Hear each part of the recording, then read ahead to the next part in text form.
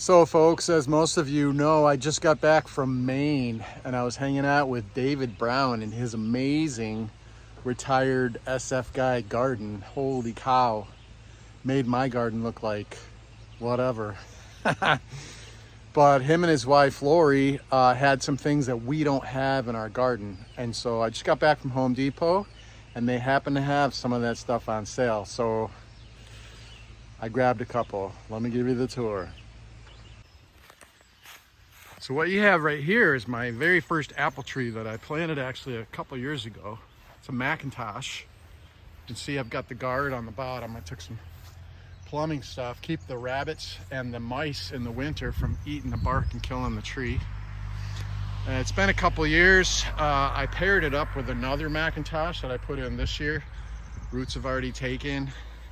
And then over here, extending my diet out, diversification, I got pear trees. So here's pear tree one, and then moving on down past our rhubarb and raspberry patch. Got our rhubarb plants, 1, 2, 3.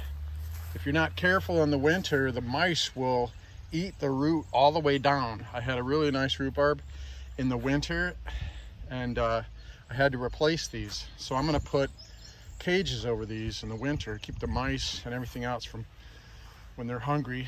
And then I've got my small, you can see how it goes big, medium, small, and that's like 2 years ago, and then this year. But eventually this will be probably an 8 foot to 15 foot wide raspberry patch on the backside with a 15 foot wide rhubarb patch, just like my grandmother had when I was a kid. Lastly, I've got my last pear tree. So again, you need 2 trees. You pair them up so that the bees can do their work. Pears, rhubarb, raspberries, and apples. So when I went to Dave's, what I was missing, I got this, a buddy of mine sent me this t-shirt. Chris Yasher, good ranger buddy of mine. I'm a 175 guy, he's a 375 guy. So ready? Here's the reveal. What was I missing? Here we go. Look at that. So there's my garden, and then in line with the garden, so many feet over, I'm putting in a blueberry patch. Look, they come with blueberries. So I picked these up today. Very happy. I've always wanted to have my own blueberry patch. I only picked up 4 trees. Used my Home Depot veterans discount.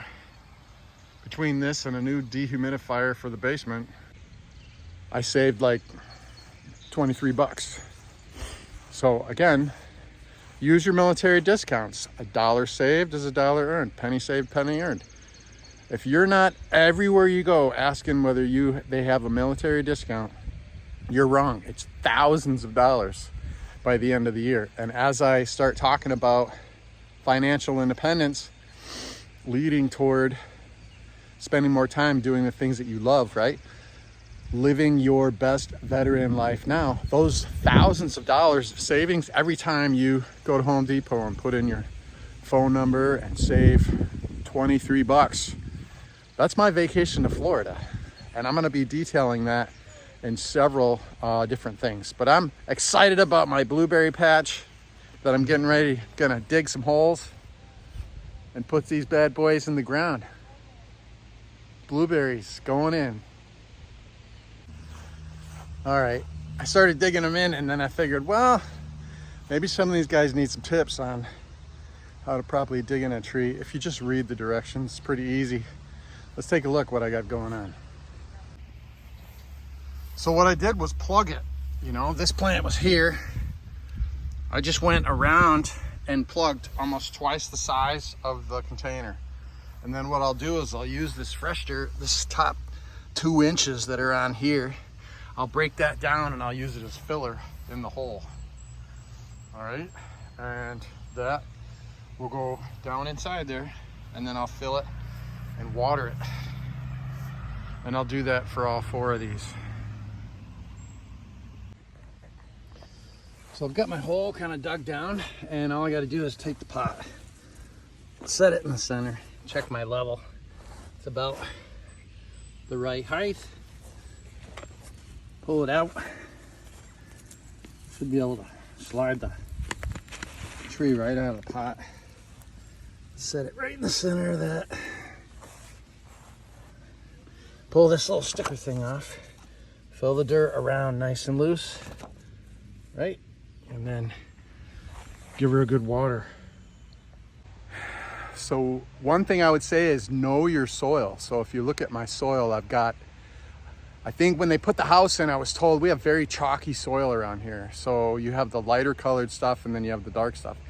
They actually had to bring in topsoil and put like 3 to 4 inches of topsoil on top of this sandy, chalky soil that we have in order for us to have a yard at this place. So what I'm gonna do is use the dark soil, topsoil, and I'll discard this soil. I'll put it somewhere else. So we're just gonna grab some soil. We're just gonna fill in around the outside with that good darker soil.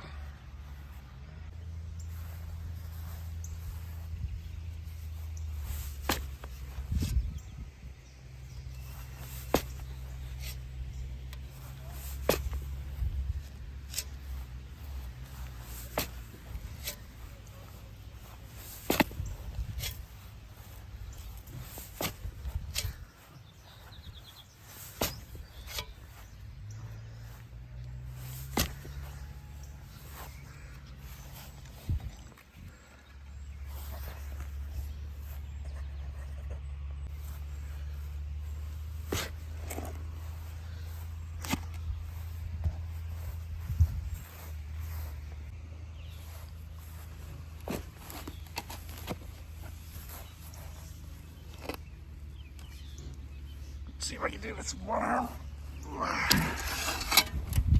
There you go.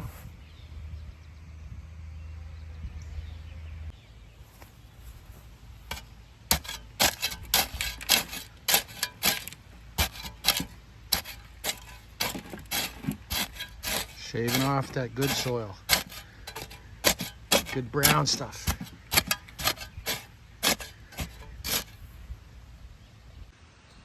Got my sweat on.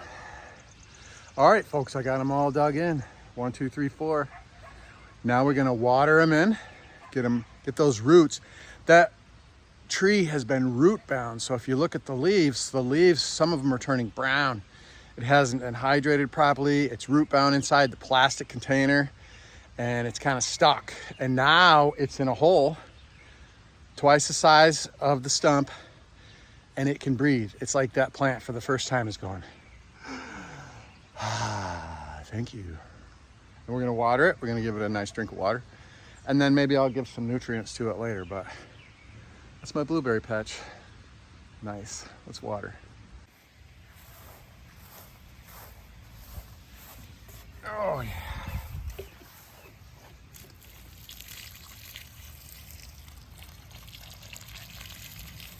And I'll add soil to this. So you'll see the soil go down because it's not, I don't really pack the soil. I want it to be loose so those roots can breathe, right? And so the soil on the outside will go down with the water. And then maybe later on I'll have to add some more soil to each one.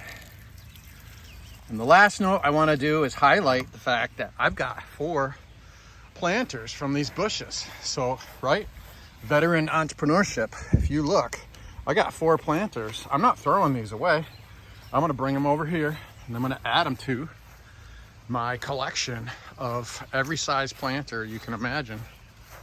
You know, from like these to like Mongasso ones for trees, a bunch of those. I got all kinds, you know. So if I wanted to start, say, a landscaping business, start growing some trees, say I'm 100% service-connected disabled veteran, P&T, unemployable, can I sell trees? There's a certain dollar value that you can make annually, even though you're permanent and total / unemployable. There's a dollar value you can make on top of that to supplement, okay? If you're not pulling Social Security disability. All right, so here we go, folks.